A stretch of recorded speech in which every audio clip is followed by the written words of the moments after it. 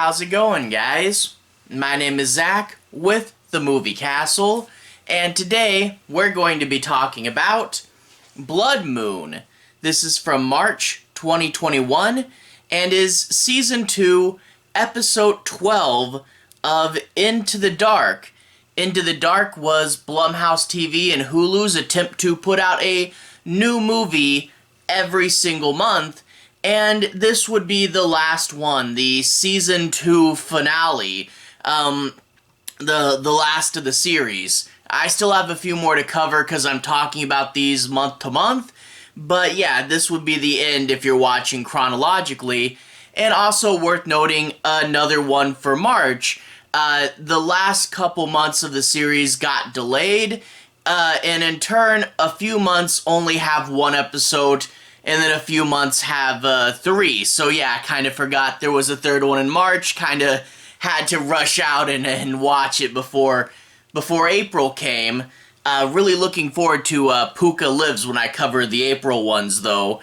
And yeah, sadly, not a St. Patrick's Day, not a Leprechaun one.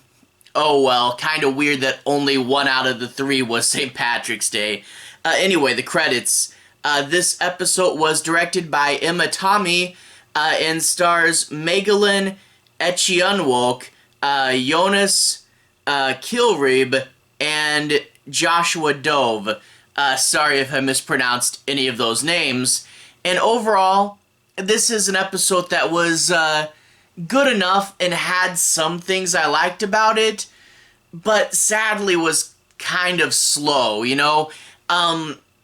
This is an episode about a single mother raising a child who's a werewolf, and she has to learn to kind of how to live with this situation, you know?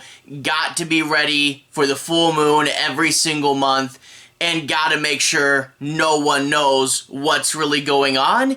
And that's kind of a good idea, you know? It's a very low-key, kind of understated movie, and features a child as one of the classic monsters.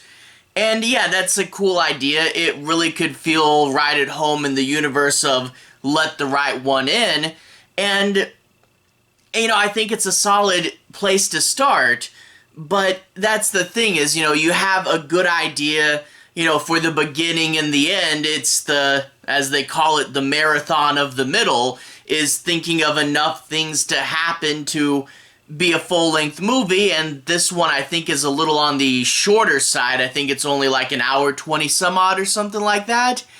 And yeah, you really did need more to happen, and I just wish there were more creative sequences, bigger ideas. You know, this is a werewolf story. I really wish, you know, other than like the once a month type deal, I really wish there were more werewolfy things to do, you know, collect silver and wolfsbane or something. I just wish it was expanded upon. I wish there was more werewolf sequences. I wish more stuff happened, but it's just very, very slow. It's got the right idea and it's got a mood behind it. A cold, kind of oppressive mood, but, you know, it does have a mood. It's just so very one note and kind of monotonous, and I got a little bored going through it, you know, and that's, you know, it's, I don't want to say it's terrible, it's just okay, and I just wish it did something a little bit more. Let's just go ahead and jump into the plot. I'm not going to be doing any major spoilers, but I want to take a look at the plot, analyze a few things, say my piece on it. I just won't go anywhere towards the end. Anyway, we open up with a decent hook. A woman is in a house that's all wrecked up. There's a dead body, and we only see its foot, so we don't know who it is. Although, that being said, we can quite easily guess pretty quickly who it is, but whatever. And she's taking a baby out in a dog crate. Okay, pretty good hook. We'll get several flashback sequences throughout this movie, and the flashback sequences do break up the story and also add to the runtime.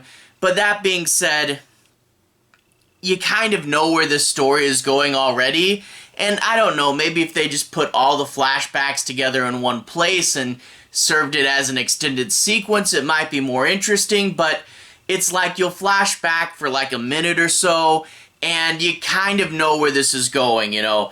Fall in love with this guy you don't really know. He's got a mysterious secret.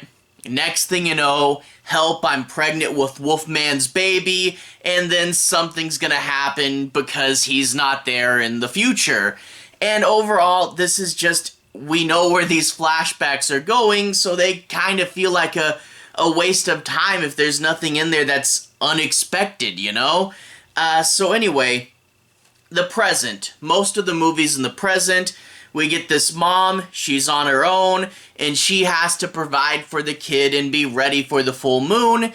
She gets this house that's in the middle of nowhere with a basement. She's like, it's got to have a basement because she needs a place for the kid to, you know, be a werewolf and stuff.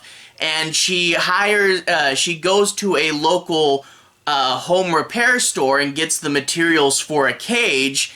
It's a local single person owned business, and when he drops off the stuff, she drops the bombshell of, I'm going to need to pay in installments, I hope that's okay, what he of course doesn't like because he doesn't believe she will. And you kind of get the idea that she has to kind of pull these tricks because she's running low on resources, and you do get that sense of always being frazzled and always trying to, you know, get what she can when she can because she doesn't have many options. She also goes to the diner and gets a job as a waitress. And, I mean, okay, to be fair, she's supposed to be running low on money the whole time, but this sort of, it looks like a part-time job at a diner. I'm like, that's barely enough to support you, let alone a kid, let alone a house. Like, you know, I get that she needs a house because she needs more privacy and she needs that basement.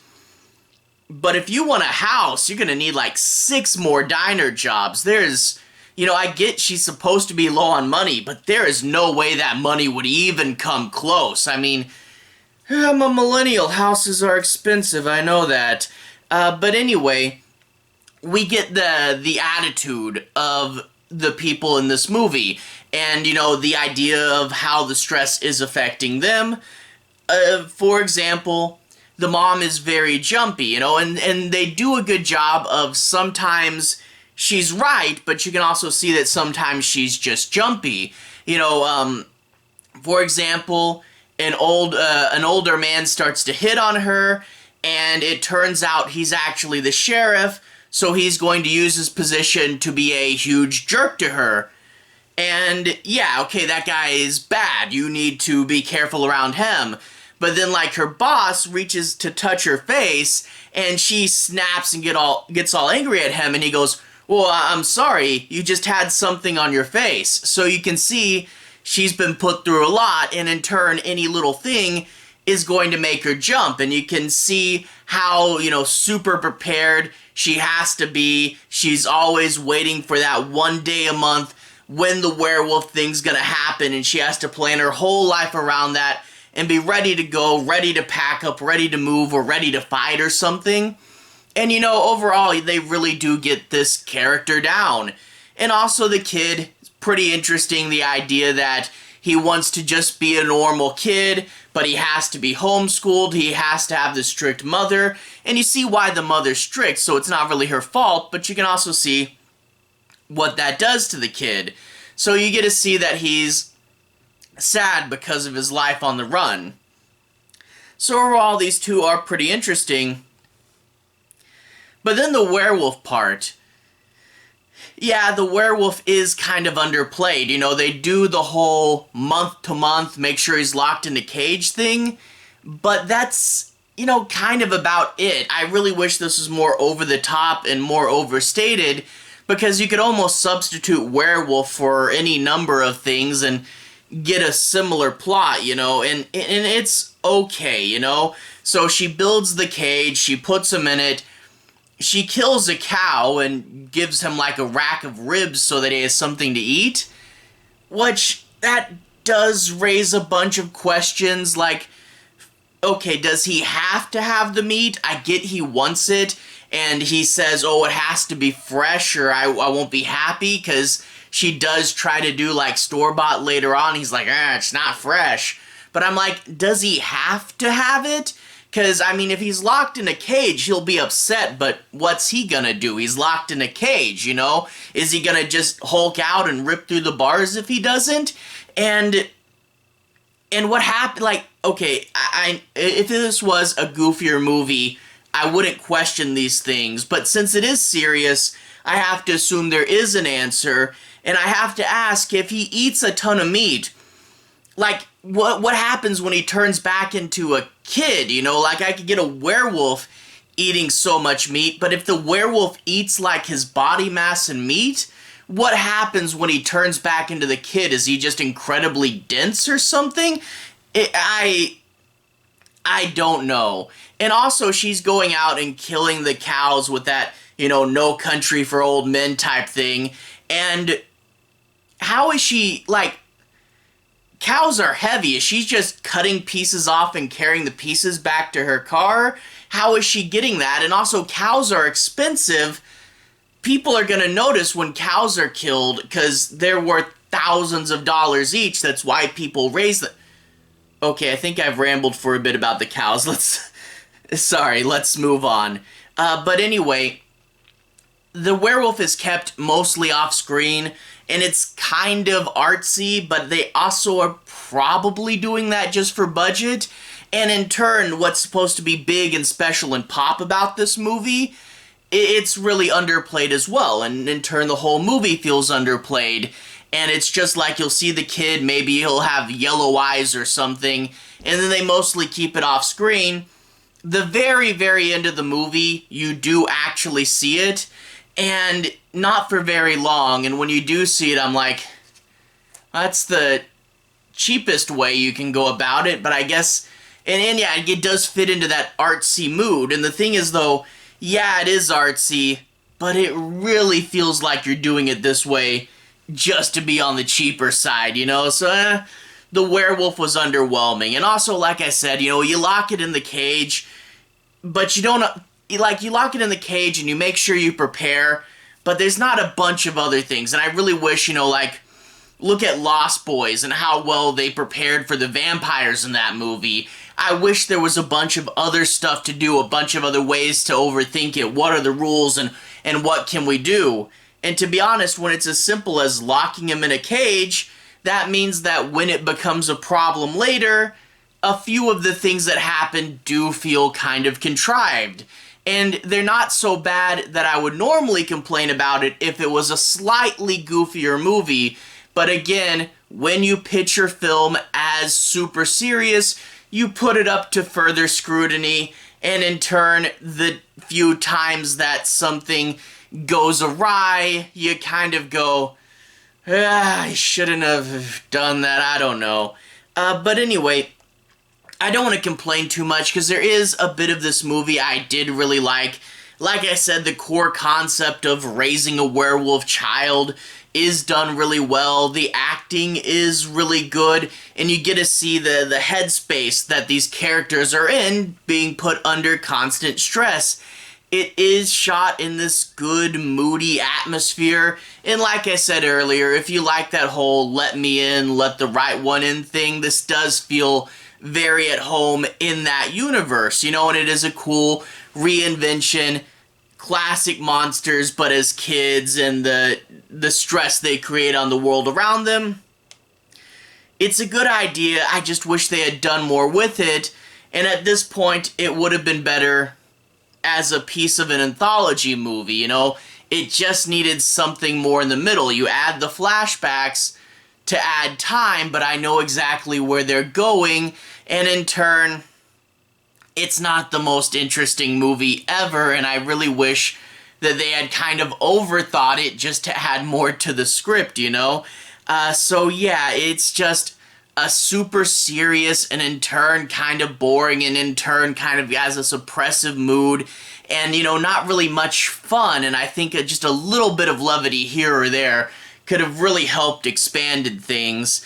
It really helped gaze your interest and break that mood up a little bit, but whatever. And I think that is the thing. If you like the atmosphere, if you like the moody and kind of depressed feel, you'll probably like this. But that being said, it's just so slow, and there's so much more room to expand on these ideas. It's one that is okay, but I wish it had done more, you know? So I can't complain too hard. I like the core idea, but yeah, what you gonna do? Anyway, to everyone who's watched so far, thank you for watching. To everyone who's liked and subscribed, thank you. You really are helping the channel out. I'll leave a relevant playlist on the bottom. This should be my Into the Dark playlist. At this point, I've covered a little more than half of the episodes, and I'm really hoping that I'll get to the rest soon. Anyway, have a good day. I'll see you guys again very, very soon. Relevant playlist on the bottom. Have a good day now.